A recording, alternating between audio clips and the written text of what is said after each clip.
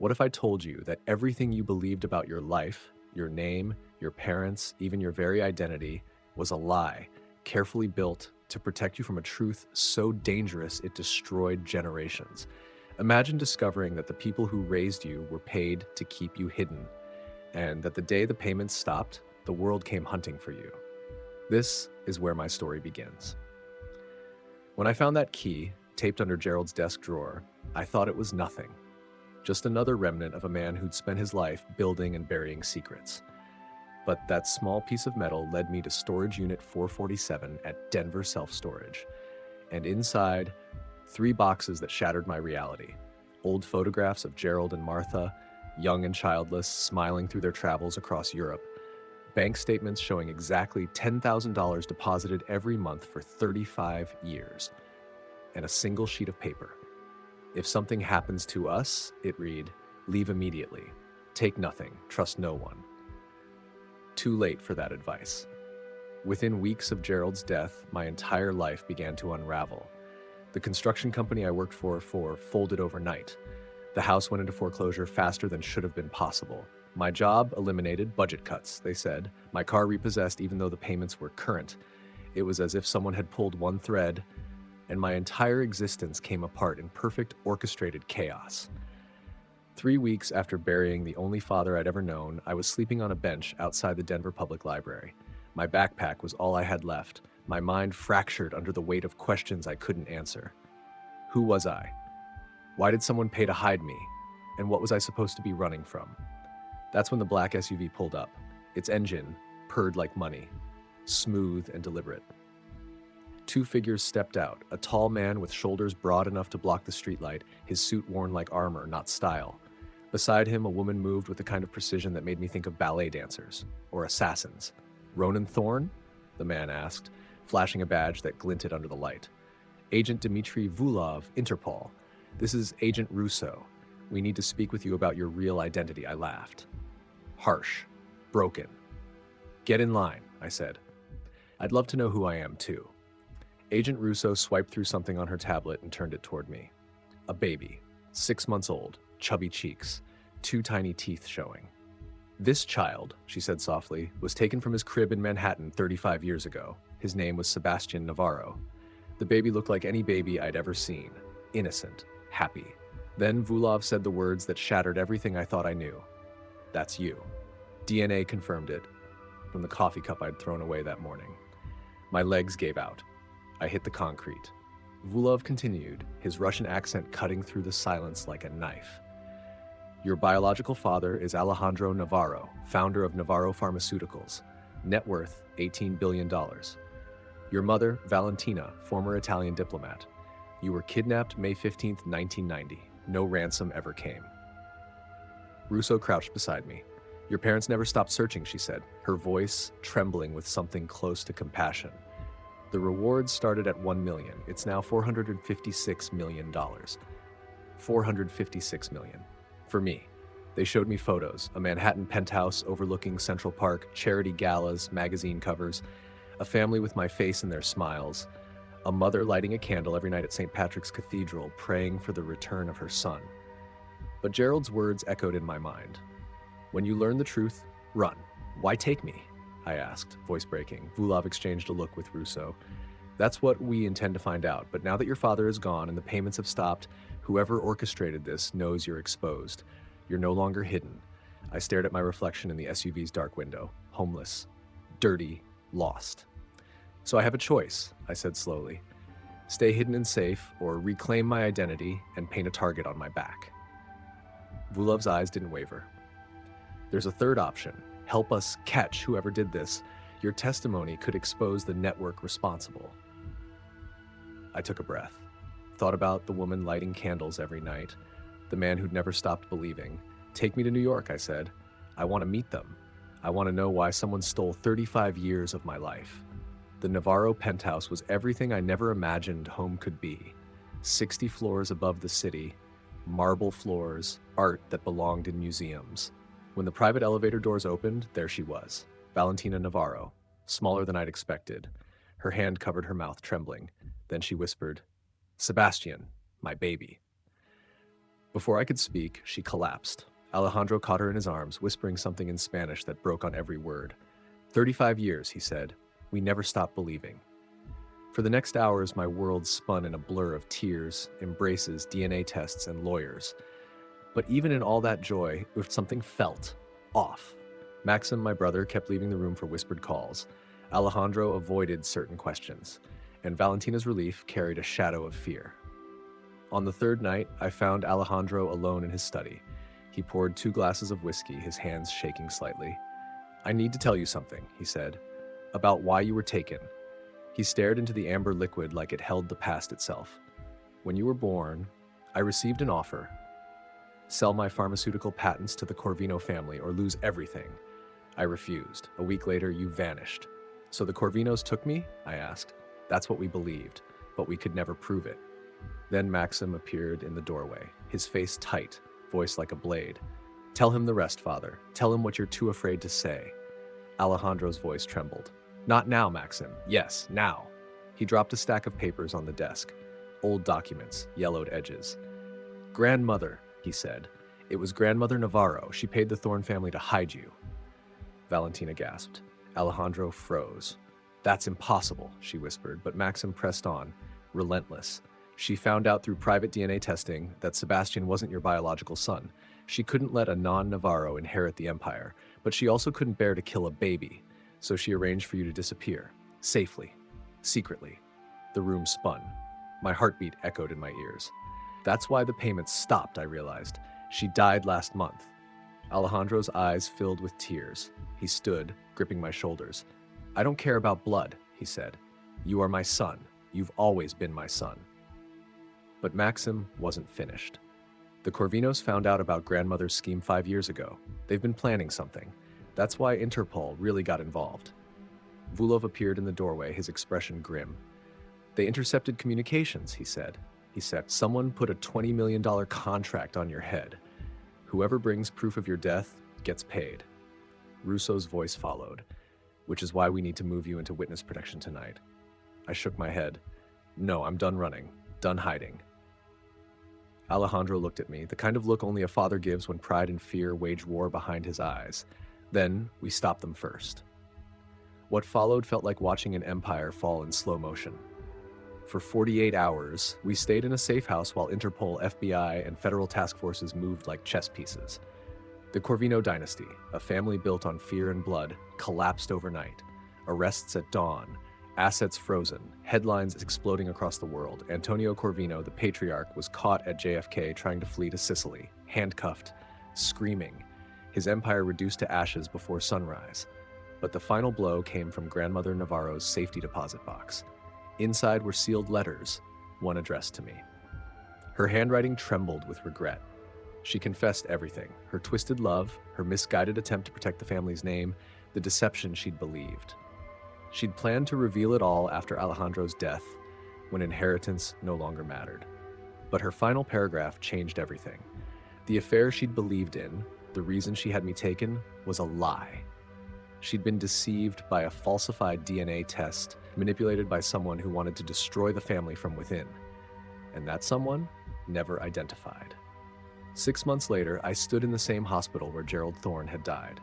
Only now, his name shone from a bronze plaque, the Thorne Foundation for Lost Children, funded by part of my inheritance. The smell of fresh paint replaced the fear of antiseptic. The walls that once echoed with sorrow now carried laughter. And I finally understood what Gerald meant when he said, run if you must, but run toward the truth. Alejandro insisted on retesting our DNA. The results proved it. I was his son. Grandmother had been wrong, manipulated, lied to. The man who'd lost his child and the child who'd lost his name finally stood in the same light. Months later, I stood beside my parents as they renewed their vows on their 40th anniversary. The cathedral overflowed with white roses, the same flowers Valentina had placed on an empty chair for 35 years. Maxim stood beside me as best man. His resentment softened into something almost like brotherhood. We're still learning how to be siblings, still patching together the missing years. When Agent Russo visited the Foundation's opening, she asked me what the hardest part was. I told her the truth. I can't hate any of them completely, I said. Not grandmother, who thought she was protecting us. This not the Thorne family, who raised me and loved me for free. Not even Maxim, who believed he'd been robbed. The only ones I can truly hate are the Corvinos, and even that hate feels heavy. Antonio Corvino got 40 years. His sons, 20 each. Their name, once a symbol of power, now synonymous with greed. But as the trial ended, Antonio admitted something that still chills me. They'd found out about grandmother's secret years ago. They planned to kill me before I could be found. They were days away from hiring the hit when Interpol moved. Gerald was right. I should have run, but not from the truth.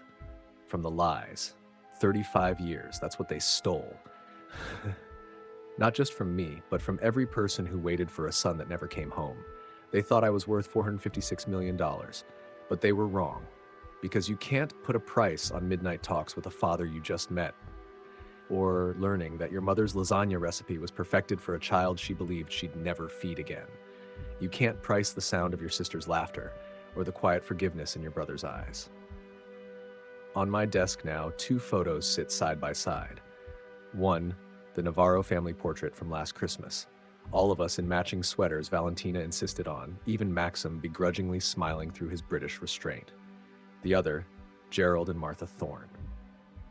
The couple who took a stranger's child and raised him with love they didn't owe.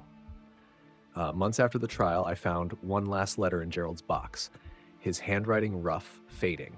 Ronan, if you're reading this, you know the truth. We took their money. Yes, but we loved you for free. Every baseball game, every driving lesson, every time you called me dad, that was real. You'll always be our son, no matter whose blood runs in your veins.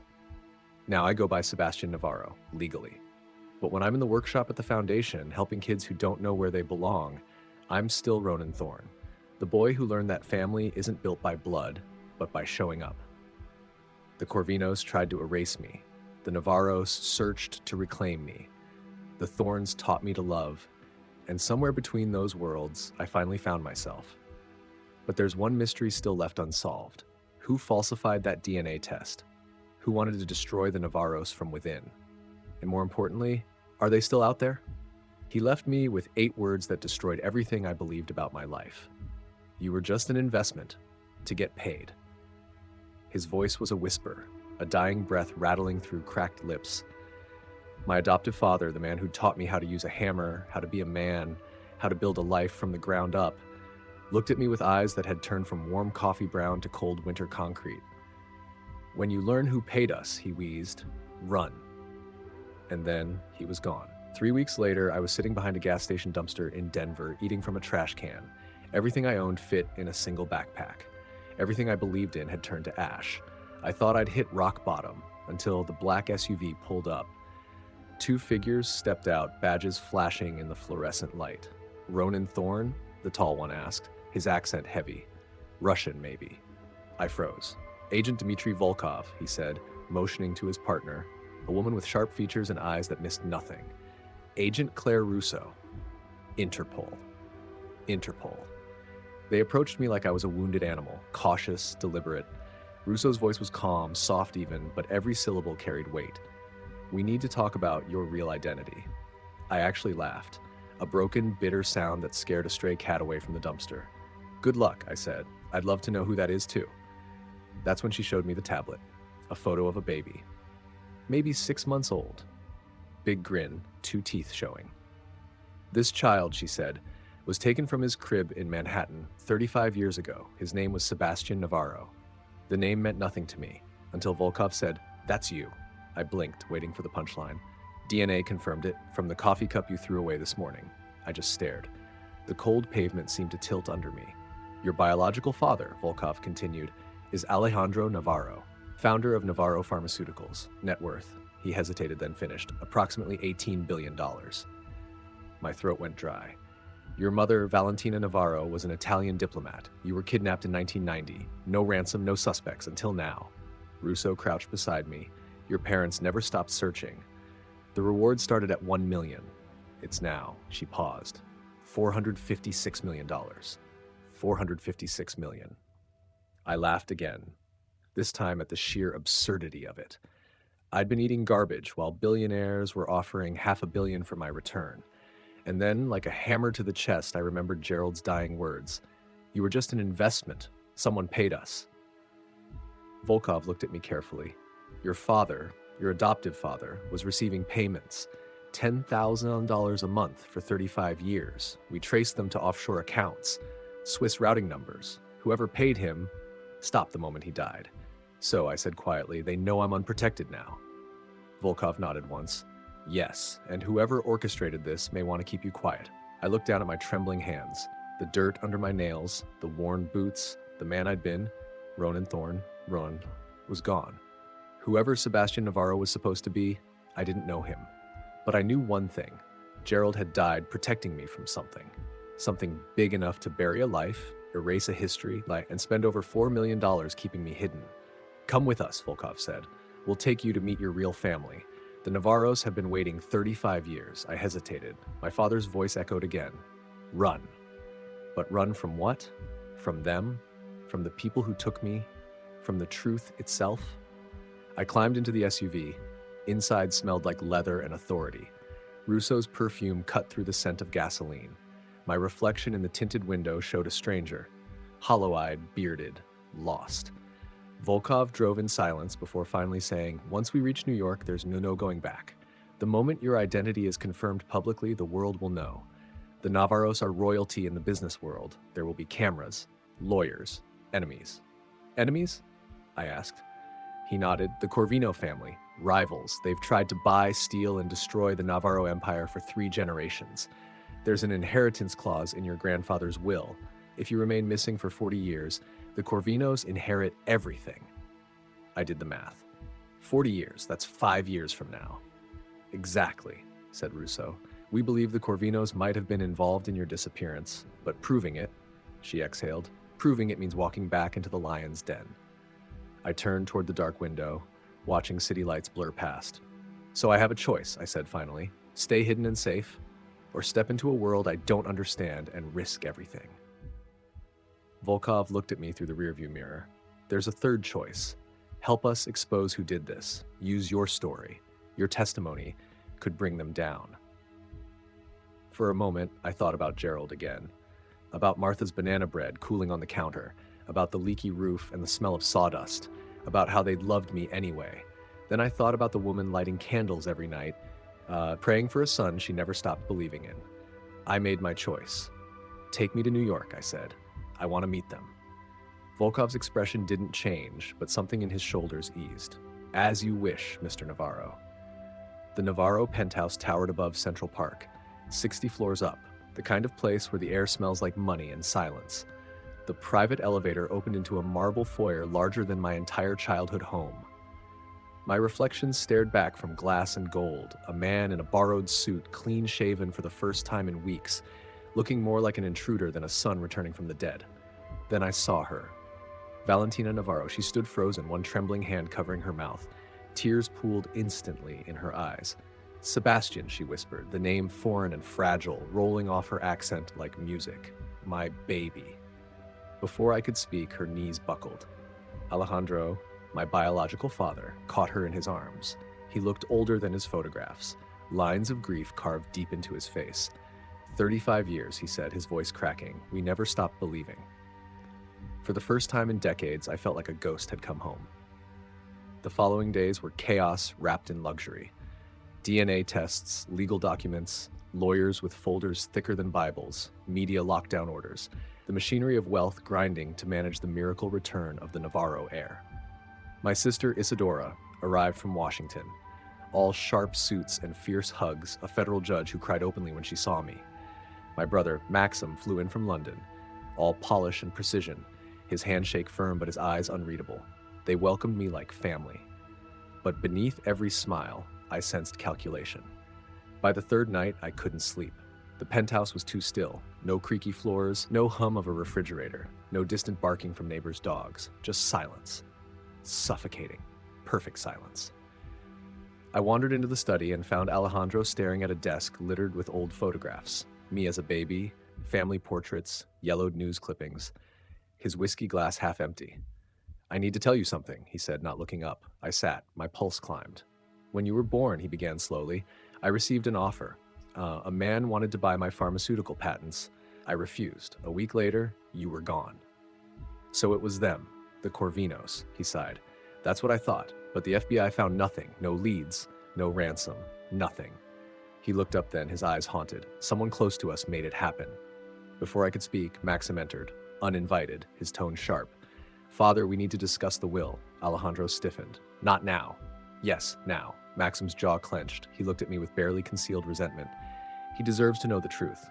Maxim, stop. Valentina's voice came from the doorway, trembling. No, he snapped. You've kept this buried long enough. He turned to me, eyes like cold steel. If you hadn't been found, everything would have been mine in 5 years. The company, the assets, the inheritance. Your return ruins everything I've built. The room froze. Even the clock on the wall seemed to hold its breath. And then he laughed, bitter and broken. You want to know who paid the thorns? He said, voice dripping venom. It wasn't the Corvinos. It wasn't business rivals. It was our grandmother. Valentina gasped, color draining from her face. No, that's not possible. She found out, Maxim continued, pulling out old documents from his briefcase. She hired private investigators, secret accounts, payments disguised as investments. She orchestrated the entire thing. Alejandro's glass hit the desk, shattering. My own mother? Maxim nodded. Because she knew something none of us did. Sebastian. He looked straight at me. You're not father's biological son. Silence.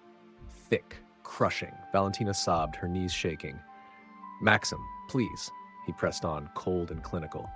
She discovered it through DNA testing after you were born. Mother, our grandmother, couldn't bear the scandal, so she did the only thing she thought would protect the family name. Alejandro's face went white. She stole him. She paid the thorns to take him, Maxim said flatly, to raise him quietly, out of sight, out of shame. The floor seemed to tilt beneath me again. All those years, every memory, every father-son moment, built on a lie to hide someone else's betrayal. Valentina collapsed against the doorframe, sobbing. I loved you both. I was young, stupid, it meant nothing. But she took my child. Alejandro turned away, his face buried in his hands, and I just stood there. The adopted son who wasn't really adopted, the heir who wasn't really blood, the stolen child who'd never been wanted, just erased. Outside, Manhattan glittered, oblivious to the secret unraveling 60 floors above it, and for the first time since I'd heard Gerald's dying words, I understood. When you learn who paid us, he'd said, run. But now I realized, maybe I wasn't supposed to run from them. Maybe I was supposed to run from the truth. Because some truths are worth killing to keep. And the people who'd built empires on lies, they weren't done yet. He grabbed my wrist with the last strength left in his failing body. His fingers were cold, trembling, desperate, and with a voice that barely existed, he said 8 words that shattered everything I thought I knew about my life. You were just an investment to get paid. That was it. 8 words that ripped open 35 years of memories, love, and lies. 8 words that made the man I'd called Dad feel like a stranger wearing a mask of warmth and kindness. His eyes, once soft and steady like coffee on Sunday mornings, when he'd teach me how to read blueprints and measure wood beams, had turned cold, hard, like concrete in winter. His lips cracked as he forced out one final warning through broken breaths. When you learn who paid us, run. Those words became the ghost that followed me everywhere. 3 weeks later, I was sleeping behind a gas station dumpster in Denver. My hands smelled like old grease. My clothes carried the stench of rain and rot. I was digging through trash for half-eaten burgers when the sound of tires crunching on wet pavement froze me mid-motion. A black SUV stopped just feet away, the kind of vehicle that doesn't show up by accident. 2 people stepped out, a tall man built like a brick wall, and a woman half his size but twice as sharp. They didn't look like cops. They didn't look like anyone from my world.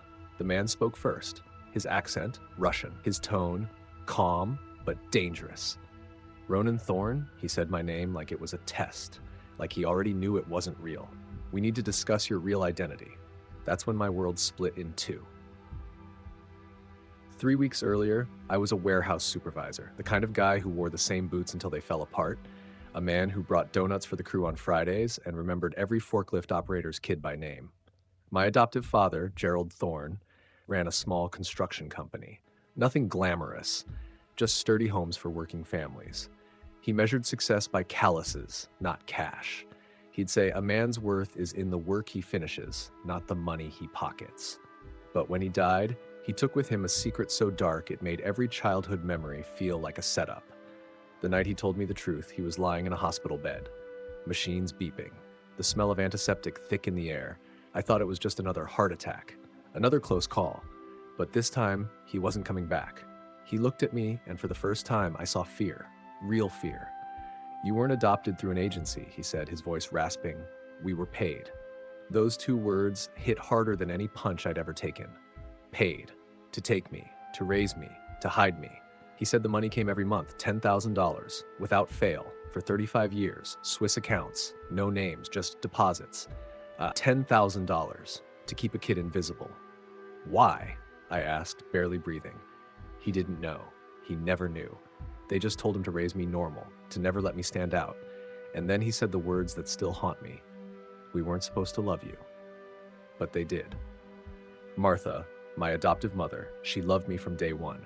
She fought him when he tried to keep distance. She'd say, "Any child under our roof is our child, payment or not." When she died of pancreatic cancer, something in him broke. The man who built homes for a living started falling apart piece by piece. The company collapsed, the phone calls got strange, men in suits parked outside our house, he burned bank statements in the backyard, and then one night, in that hospital room, he told me the last thing he ever would.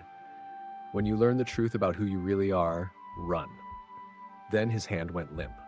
The heart monitor screamed. And just like that, the man who raised me was gone. I spent the next few weeks digging through his life like a grave robber. His study, the attic, the garage, every old file, every hidden box. I was looking for something, anything, that explained who I was or who paid him.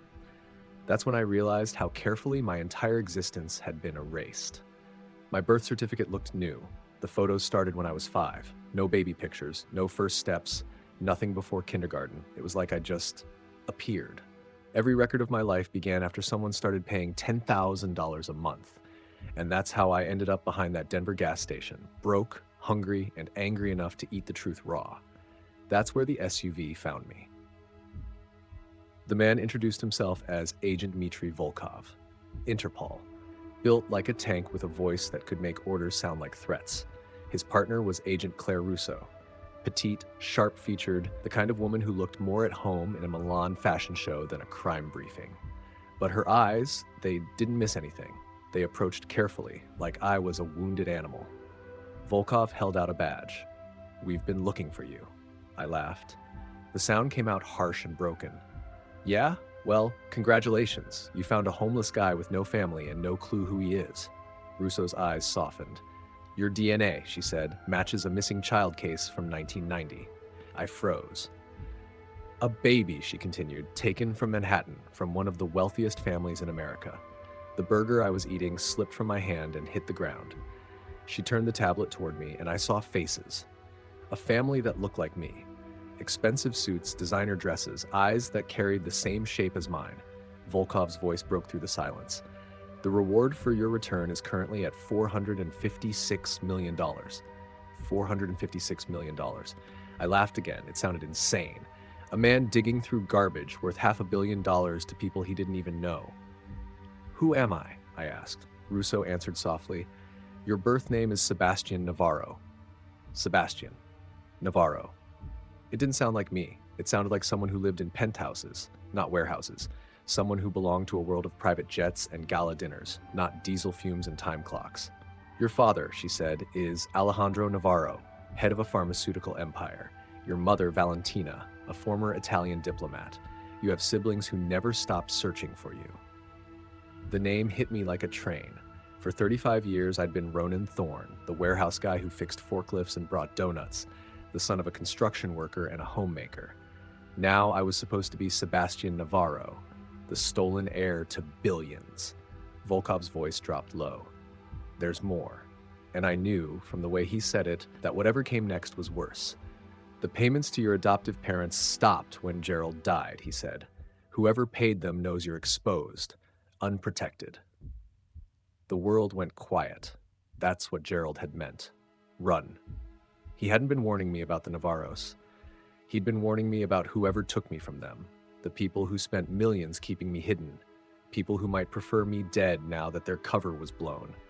Russo pulled out another photo. It showed a woman kneeling in a cathedral, candles glowing around her. "Your mother lights one every night," she said softly, "for 35 years, praying you'd come home." I didn't know what home meant anymore. Home was Gerald teaching me to hammer a nail straight. Home was Martha's banana bread cooling on the counter. Home was a life built on lies, funded by someone who wanted me gone. I looked at Volkov. "So what happens now?"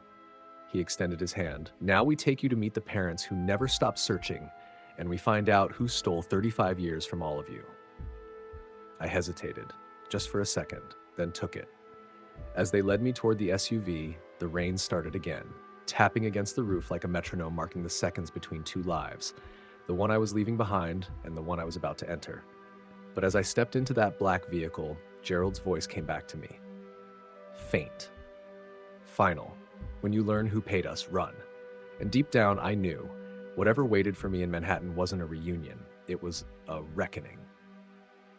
Before all of this, my mornings started the same way. 4:30 a.m., black coffee, wheat toast, classic rock on the radio, steel-toed boots tied tight. The warehouse smelled of cardboard, diesel, and sweat. It wasn't glamorous, but it was real. It was mine.